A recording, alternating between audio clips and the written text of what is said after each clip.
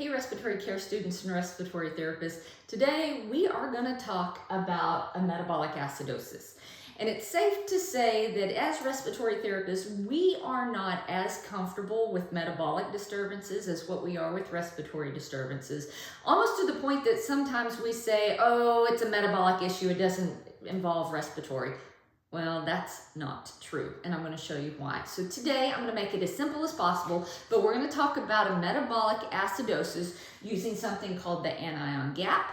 It's a little formula that'll tell you what's causing the acidosis, another formula called the Winter's formula, and then how to adjust minute volume to fix the situation. And that's another formula. So, okay, this has got math in it, so get over it. It's really not that bad. I'll show you. Okay, so let's get started. All right, let's just make sure we know what a metabolic acidosis is. Okay, a metabolic acidosis exists when the pH is decreased and the plasma bicarb level is decreased. So let's just look at an example blood gas. Our pH is 7.25. I'm going to do a quick interpretation, okay? 7.25 is an acidosis. Creates an acidotic condition in the blood, right? A CO2 of 35 is normal, okay? And a bicarb of 15 is low, and a low bicarb makes an acid in the blood, okay? So now the overall condition is an acidosis. Okay, who's causing that acidosis? It's this easy. This says acid, that says acid. So the bicarb's causing it, so that is a metabolic acidosis. You look at the opposite system, which is the lungs, right? And you ask yourself, has the CO2 changed in an attempt to compensate? No, that CO2 is normal. So this is an uncompensated metabolic acidosis, okay? And this is where a lot of RTs say, it's not a respiratory issue. It is, and I'm going to show you, okay? So we know what a metabolic acidosis is. Now let's talk about what causes it, because this is where RT comes in. There are two things that can cause a metabolic acidosis. One of those things is a buildup or an accumulation of an extra acid in the blood. Like you've heard of lactic acid, right? Or a diabetic keto acid, right? Those are extra acids that can exist in the blood, okay? So that extra acid in the blood can be a cause of a metabolic acidosis.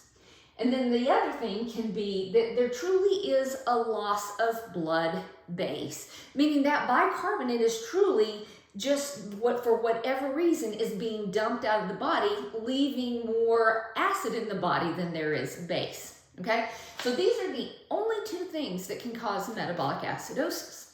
Well, you got to figure out which one it is, right? You've got to be able to treat the patient appropriately. So how do you know which one it is? You use the anion gap formula. Super easy formula. Let's just make sure we know what an anion is and a cation. So you know when we look at electrolytes, like if we look at the electrolyte sodium, you read about sodium, there's always that plus sign, okay? Or if you look at chloride, there's always that negative sign, okay? If your electrolyte has a plus side, that is called a cation. If it has a minus sign next to it, that is an anion, okay? So this is how easy this is, super, super easy. The anion gap is when we take the main cation, which is sodium, and the main anions, which are chloride and bicarb, and we look at the difference between the two of them, okay? So we're gonna look, and we're gonna take sodium, plug it into the equation. We're gonna look at the rest of the lab work. We're gonna take the chloride, and we're gonna add the bicarb to it. See, these are anions, okay? So we're gonna compare the number of cations compared to anions, okay?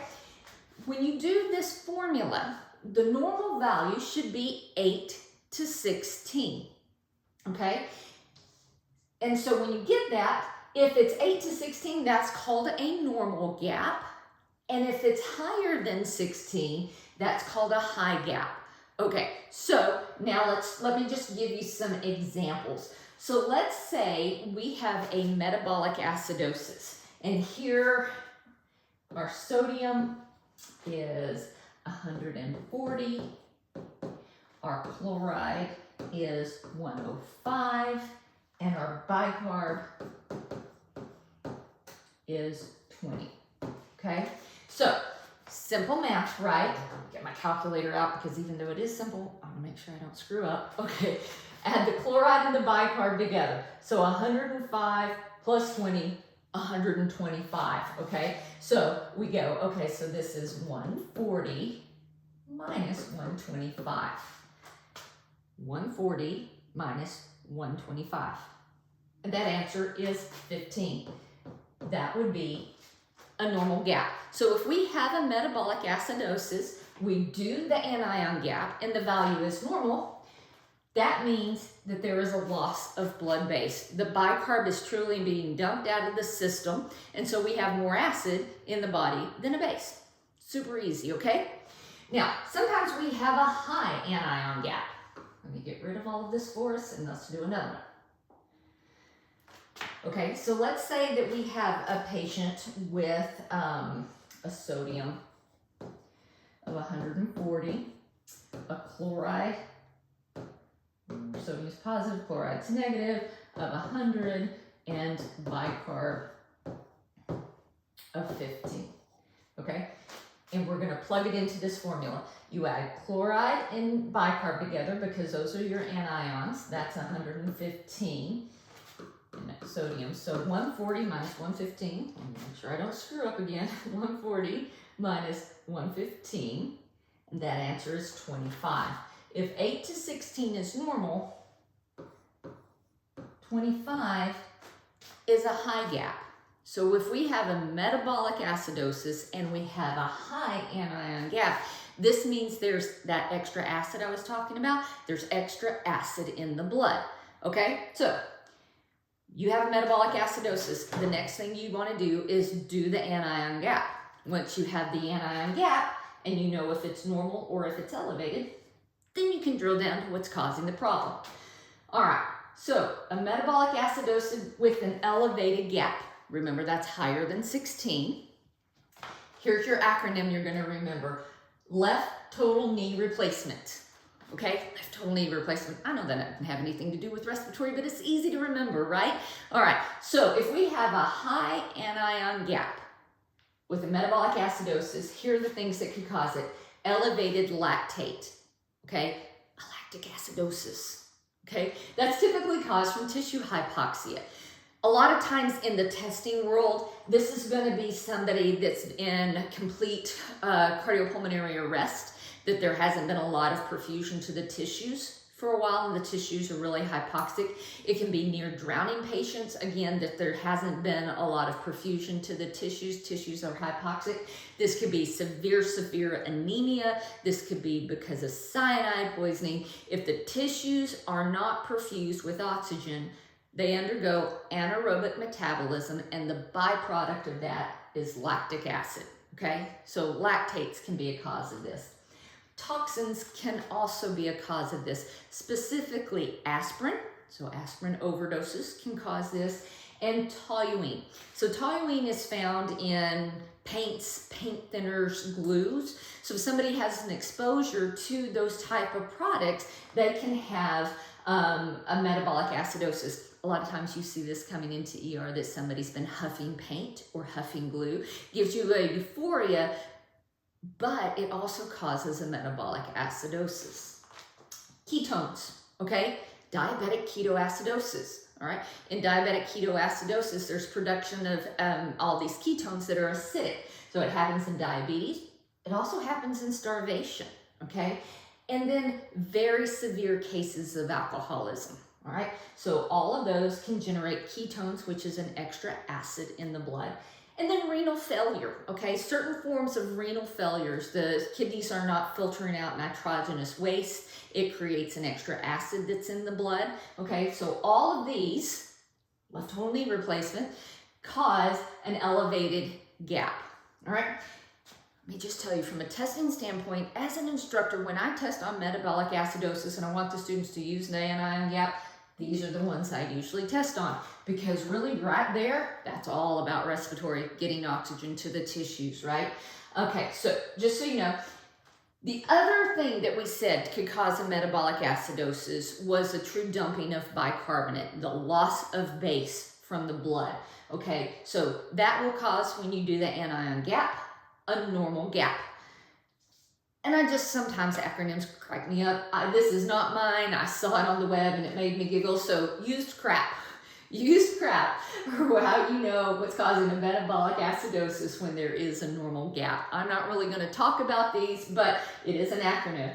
Your uterostomies, small bowel fistulas, extra chloride, diarrhea, carbonic anhydrase inhibitors, renal tubular acidosis, Addison's disease, and pancreatic duodenal fistulas. Okay, these are the main causes of a metabolic acidosis with a normal anion gap.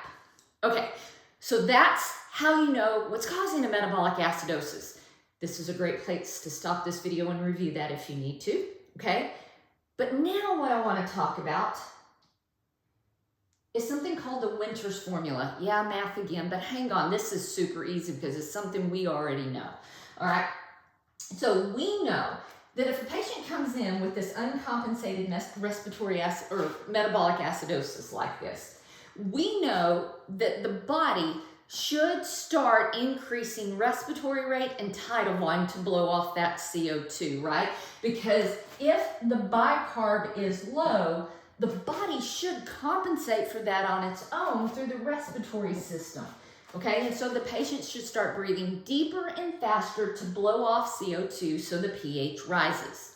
Okay, this is where Winter's formula comes in, okay? So a patient with a metabolic acidosis should be able to compensate by creating a respiratory alkalosis. That just means they're gonna hyperventilate, okay? That bicarb or that CO2 should decrease. The Winter's formula will predict the appropriate compensation. Basically, I'm gonna say using the Winter's formula, we know what this CO2 should drop to in order to compensate for that pH. And this is super easy. Winter's formula. The expected CO2, all you have to do is take the bicarb on the blood gas, multiply it by 1.5, and then add 8 to it. Okay? So let's just roll back really quick. Let's catch this bicarb. It's 15. Okay, so we have a metabolic acidosis. I know this patient should start hyperventilating. How much should they hyperventilate? I don't know. Let's use the Winter's formula. Okay, so 1.5 times 15 plus 8. My handy dandy calculator again. 1.5 times 15 equals plus 8. 30.5. Okay. So what we're saying is this patient should start breathing deeper and faster and bring their CO2 down to 30.5.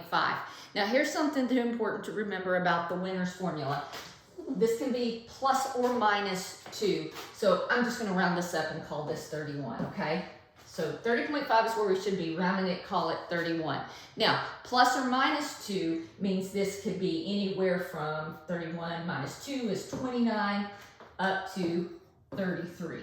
So this person that we just saw over here, using Winter's formula, they should increase their respiratory rate and tidal volume so that their CO2 lands somewhere between 29 and 33. Okay? Well, that's pretty easy, so we know what they should be doing. If the patient's breathing spontaneously, that drive to do that extra acid in the body or that dumping of base will automatically stimulate the respiratory system to start doing that. But sometimes people are on the vent, right?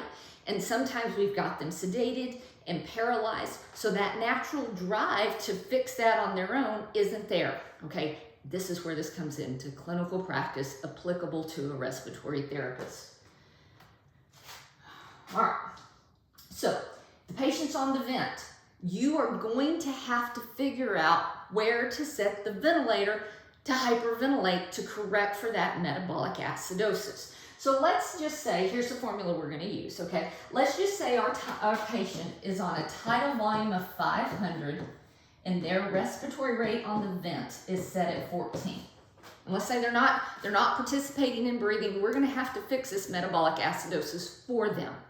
Okay, now I just used Winter's formula, right?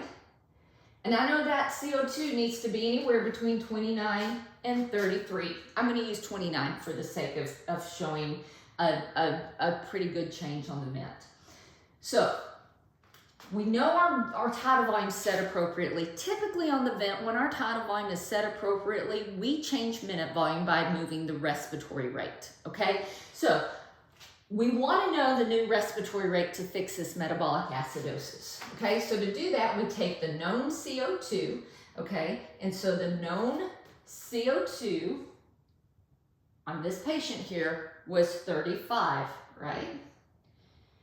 So we take the known CO2, which was 35, and we multiply that by our known respiratory rate, which is the respiratory rate we have set on the machine, and we divide it by the desired CO2. This is what we got from Winter's formula, okay? That 29 to 33, I'm just gonna use 29. All right, so here we go. 35 times 14 equals 490, divided by the CO2 we want, which is 29. And that means I have to set my respiratory rate at 16.89, okay? Let's call it 16.9. We can't do that. What's that mean? We're gonna set the respiratory rate on the machine at 17. And that should stabilize our pH. It's not a guessing game, okay? We use Winter's formula to figure out where that CO2 needs to be, and then we use this formula to figure out where to put the rate on the machine to make that happen, okay? So there you go, a metabolic acidosis. We've learned how to use the anion gap to figure out what's causing the problem. We've learned how to use Winter's formula to know where to target the CO2 for compensation, and now we've used this formula to figure out where to set the rate on the vent when we need to. So I hope this has made metabolic acidosis a little bit easier. Tune back next week and we'll talk about our next topic. See you soon.